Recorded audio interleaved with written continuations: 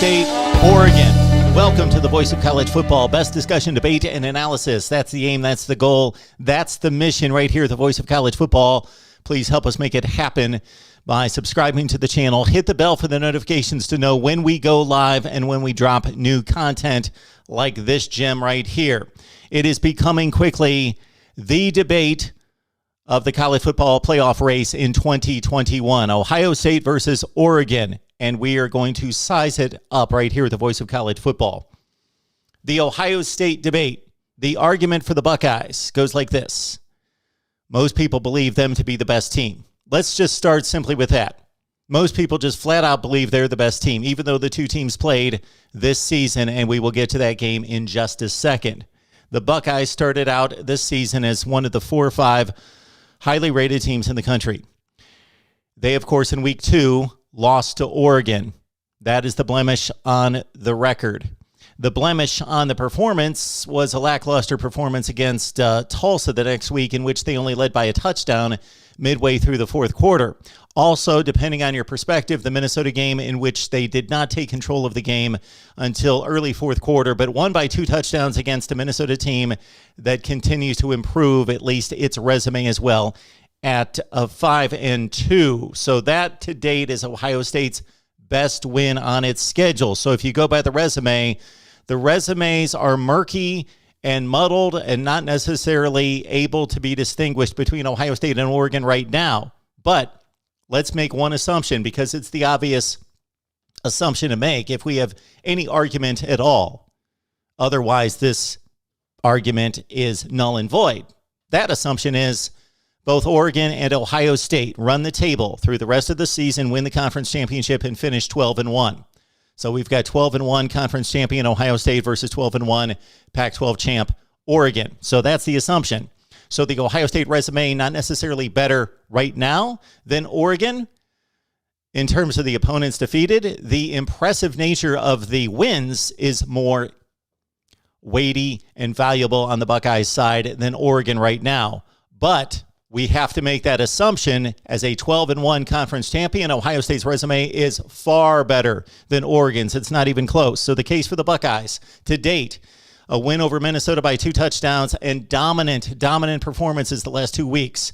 Rutgers is not a good football team. They got off to a good start at 3-0. They played Michigan well. They have been deteriorating each and every week since. But the Buckeyes annihilated a capable Power 5 team, a team that's going to win 4 or 5 games this year, possibly get to a bowl game, possibly.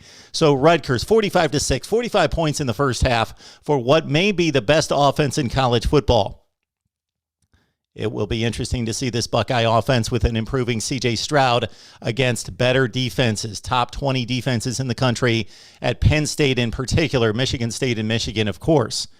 All right. The Maryland win was impressive as well, but the Terps were down a couple playmakers and had shown us the previous couple weeks, specifically against Iowa, losing by 37 points. Maryland, like Rutgers, not a good football team. A decent team, a capable team, a top 50 to 60 team in the country. Categorize Rutgers and Maryland in that place. Minnesota, more like a top 30 to 40 team in the country as it stands right now. So that's Ohio State's resume right now. They are rolling against marginal competition. But the final resume will look like this. Wins over likely top 25 teams. Purdue now included in that list. Michigan, Michigan State, and Penn State, of course. Michigan, Michigan State, and Penn State most likely will finish in the top 10 to 15 in the country this year. And when I mention top 10 to 15 rankings or top 25 rankings, what I am more looking for is the quality of win. That's why I also distinguish a Minnesota win top 30 to 40 in the country versus Maryland or Rutgers top 60 in the country, because that point should be distinguished and the difference between those opponents should be distinguished. Why people get caught up in this top 25 ranking? How many ranked teams did you defeat? Well, if a team is like the 30th best team in the country, we should give weight to that as well in comparison to everything else we do concerning the rankings. So Penn State, Michigan, Michigan State, Purdue, Minnesota. That is going to be a solid resume for the Buckeyes in addition to a Big Ten championship win over fill in the blank. It looked to be Iowa a week ago. We shall see, but most likely another top 25, if not top 10 to 15 team in the country. All right, on to Oregon. The wins are weak, and also the performances. So not just the opposition poor, but the performances poor. It is so strange that Oregon put it all together in Columbus against the Buckeyes, because otherwise they have the best win in the country. They have the best out-of-conference win in the country right now, and it probably won't change. Otherwise, though, forget Stony Brook. Doesn't matter. Of course, Oregon lost to Stanford, a 3-4 team, a team that jumped up and beat USC and, of course, beat Oregon. But otherwise, Stanford, marginal team. Let's put them in the Rutgers, Maryland category. Maybe a little bit better. Maybe. Cal's a 1-5 football team. They play teams close, but they're still 1-5. Oregon barely escaped at home against Cal. Arizona is pathetic. 0-6 this season. 0-5 last season. They've lost, 17, 18 consecutive games now, something in that range. Oregon was struggling with them into the fourth quarter by 1 score. They pulled away late. Fresno State has proven to be a decent top 50, 60, 70 team in that range. Oregon struggled by Fresno State, beat them by 1 score. They are the anti-Nebraska. They beat everybody by 1 score instead of losing to everyone by 1 score. So the opponents are not impressive, nor is Oregon doing what Ohio State is doing and smashing their opponents. Ohio State winning by, goodness gracious, the last 2 weeks, 49 and 41 points. And the games weren't that close. All right. The rest of the resume for Oregon. We ran it down for the Buckeyes. At UCLA this week. UCLA, top 30 to 40 team in the country, something in the Minnesota range. UCLA right now at 5-2. They've lost to Fresno State and blown out in the second half by Arizona State. Also a game for Oregon at Utah. That's going to be tricky, but again, we've got to assume they win the Pac-12, may have to defeat Utah twice. Utah right now leads the Pac-12 South Division at 3-0. They've got a pretty substantial leg up, not just in the win-loss column, but the head-to-head with the win against Arizona State. So Colorado, Washington State, or Oregon State, those are bad football teams that Oregon's going to face down the stretch. It's all about winning at the Rose Bowl against UCLA and defeating Utah on the road, and most likely the Utes again. But keep in mind, this Utah team, they lost to BYU and San Diego State. So how good are they? Oregon is going to have roughly, maybe fringe top 25 to 30 wins. Ohio State is going to have this run of Penn State, Michigan State, Purdue. Okay, not even close. Potential top 25 wins. And again, I'm marking more quality than just looking at the ranked teams. 3 for Oregon. Ohio State more in that 4 really strong range. You could even tack on Nebraska. They would be one of the better teams Oregon would face, even though the Huskers are only 3-5. All right, let's get down to the game in Columbus. We cannot get past what actually happened on the field, because we can go through resumes and we can say this would happen, this would not happen. And a lot of people out there, including myself, believe Ohio State is better than Oregon and would win the game if they played again. But they actually did play. On top of that, they played in Columbus at the Horseshoe, where Ohio State had not lost since 2017. They don't lose games there. They were a 15-point favorite. No Kayvon Thibodeau for Oregon. Missing 5 key defensive players. Noah Sewell didn't play in that game for Oregon. I do not believe, or had limited time, was banged up. 5 key defensive players missing for Oregon. Kayvon Thibodeau, maybe the best defensive player in the country, out. And Oregon controlled the game. So there could be extremes given to this analysis of Oregon-Ohio State. 35-28 final. It did not go down to the wire. The Buckeyes get the ball with 10 seconds left, 20 seconds left at their own 5-yard line. They had no prayer of winning that game late. But with 4 to 5 minutes, they had the ball down by a touchdown. It was a 1-score game, and Ohio State had ample opportunity in the last 6, 7, 8 minutes of the game to win the game. So on that side of it, it was a close game.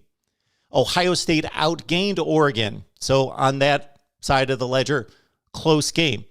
If you watched the game, Oregon physically controlled the game, did not dominate the game by any stretch, controlled the game. They had control of the game. They were constantly up by one possession, then 2 scores, then 1, then 2. They were never threatened in that way. So Oregon wins the game in Columbus 35-28. Should that not count?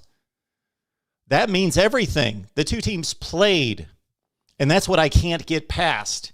Oregon hopped on a plane and went 3,000 miles across the country and played a football game. And if these two teams end the season conference champions and 12-1, is that not the reason? Why do we play the games?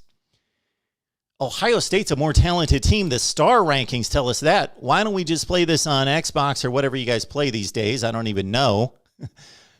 The college version of Madden. Why don't we just play it on there? And we don't have to, we can just watch the simulation of these games and declare our national champion. They play the game on the field for a reason. Oregon won the game. I cannot get past that. Believe me, though, I do understand the resume argument. I get it. It makes sense. I'm not saying, so there's a difference between me saying, you guys hear me on here a number of times when I say, your argument, your point, your system, whatever it is, does not make sense. That's not the case here. The head-to-head argument makes sense. Same record, conference champion, boom, head-to-head. We got a head-to-head. We rarely have head-to-head meetings that we can break ties on concerning the college football playoff. We should have had one, let's say in 2018, Ohio State, Oklahoma. 12-1, 12-1, conference champion. Well, Ohio State had the really bad loss, Purdue, 4 scores. But they had better wins than Oklahoma. But they did not play head-to-head. Here we've got a head-to-head, but we got a team with a really bad resume, and they're looking bad against a bad resume. So I get your point. If you're a resume person, and if you watch me on a regular basis, you know I'm a resume guy to the hilt. I talk resume all the time. I am a resume guy. I'm not an eyeball test guy. I've got eyes in my head, and I watch a ton of football, so I've got the eyeball test. And it's Ohio State. But I'm a resume guy because that's what you've done. That's why we're playing. The results, the performance on the field. I can't get past Oregon winning at Ohio State. They got a football team that got on a plane, traveled to enemy territory, won the game, controlled the game, won the game. Many of you will say, well, that was in week 2. You know what? That's a valid point if we want to select the 4 best teams at the end of the season. But one of those 4 best teams in any given season might be like a 9-3, 10-2 team that's hot at the end of the year. Do we put them in the playoff? All the games have to count, have to be weighted the same. We can't say, well, we're going to select the 4 best teams at the conclusion of the season, so that was way back in week 2. Well, if we want to do that, then we need to come up with a metric of weighting the games. Like the middle of the season, week 6, week 7, that counts for 1 game. But by the time we add on the weightiness of each game, the value, by the end of the season, those games count for 2. At the beginning of the season, those games count for like a fraction, like a 10th, a 5th of a game.